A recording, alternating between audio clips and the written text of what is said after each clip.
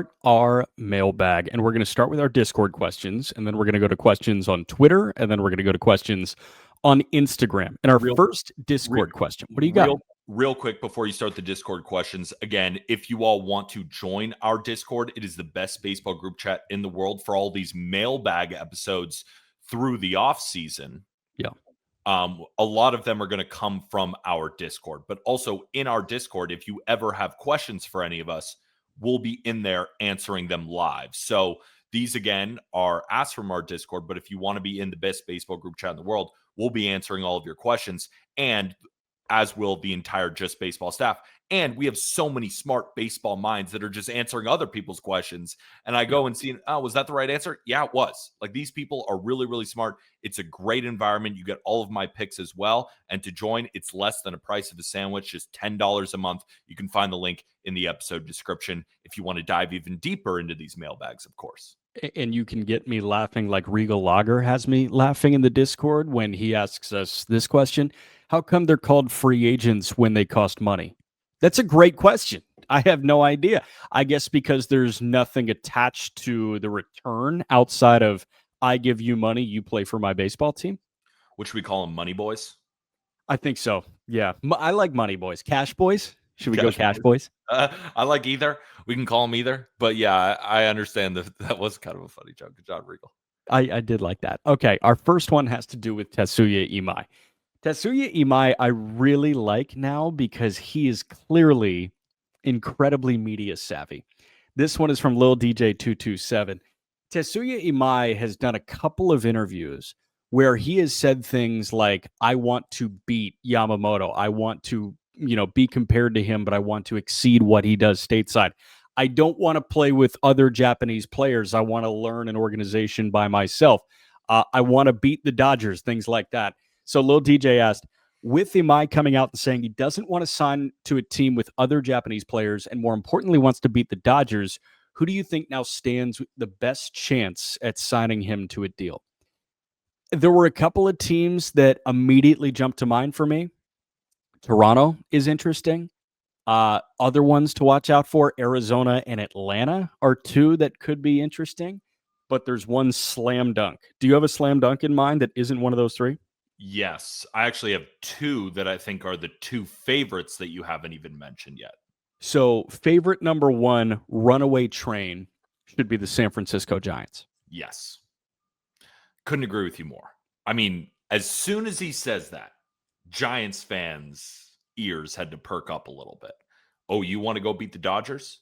We don't have any Japanese players. We're building something here to go after them, and we want you to be a part of it. It's a very easy pitch for new GM Buster Posey to say, come on over here. Let's go beat those Giants, except they're the Dodgers, but they're the Giants of the baseball world. Number two, to me, is the Yankees. And I totally understand with the Blue Jays as well, because it's a similar pitch for the both of them. They don't really have any Japanese players. And the last two World Series losses have been the Yankees and the Blue Jays. So those pitches can be, we need you to get over the hump. We've proven that we can get here, and you're the missing piece. Come here and be the star of our team. The Blue Jays, to me, why they rank number three, even though the Yankees and the Blue Jays have a very similar pitch, is just because I don't think the Blue Jays need him that much. I don't think they need to go spend $150 million on a pitcher. And that's a testament to them, because I look at their rotation and I see Gausman, I see Savage, I see Barrios, and I see Bieber. And I think to myself, that's a really good four. All we need is to backload it with a five. And they already have their backload option in Eric Lauer, who last season during the regular season was one of the sneakiest, best left-handers in baseball, was incredibly efficient. And even in that Dodgers series, got them through the later innings. I would think to myself, yeah, he's earned the fifth starter role. And if I'm thinking about the Blue Jays, I can't get Kyle Tucker out of my head for them. Yeah. So that's just where I think they're going. So that's why I have the Giants as the number one option and as the Yankees at number two. So the Yankees is an interesting one. I like the idea of East Coast for him, but San Francisco has taken so many home run swings over the last few years, and this feels like the guy that they can secure.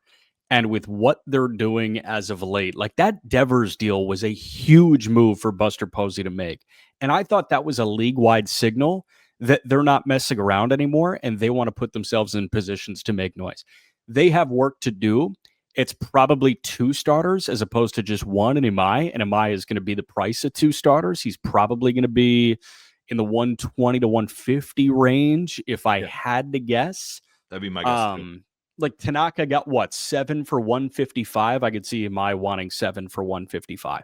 Yeah, it's different because I think Tanaka was a better quote unquote prospect, just a guy coming over from the MPB. But it was also exactly. 12 years ago. Yeah. Exactly. So the market is initially involved. So I would use that as kind of this is what I'm looking for. I'm not quite Masahiro Tanaka, but it's 12 years later and I'm still pretty damn good, right? I think what's separating him between becoming an potentially elite pitcher is the command, because he's got 4 above average pitches. He's got that low slot fastball, get that ride up in the zone.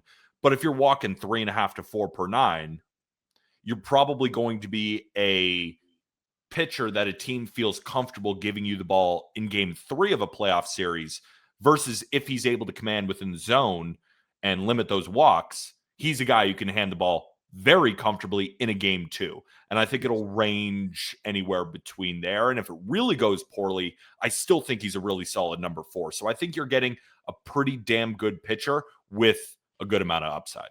Yeah. San Francisco needs probably 2 arms. Imai, for the sake of round numbers, let's say costs you $150 million. Sure. There are other arms that they can take a shot on that are outside the Cease, Fromber, Gallen range, even outside the Michael King range, that are intriguing enough for me. They also need some bullpen help. And why can't they go sign like a Robert Suarez? Why can't they go sign a Pete Fairbanks? These guys should be on the table for the San Francisco Giants. But when you look at that offense is currently constructed, there aren't too many holes to poke. There are some positions that you could upgrade, but with Eldridge coming and being in the fold full time, there's a lot to really like in San Francisco, and they're building towards that. And Imai would be a huge step towards achieving that. So I'm a big fan of what they could do with Tatsuya Imai. So me too. San Francisco is where I settled. Yeah. Next one. San Francisco is my number 1, and I think if they don't get him, the Yankees should be number 2. Yeah, gotcha.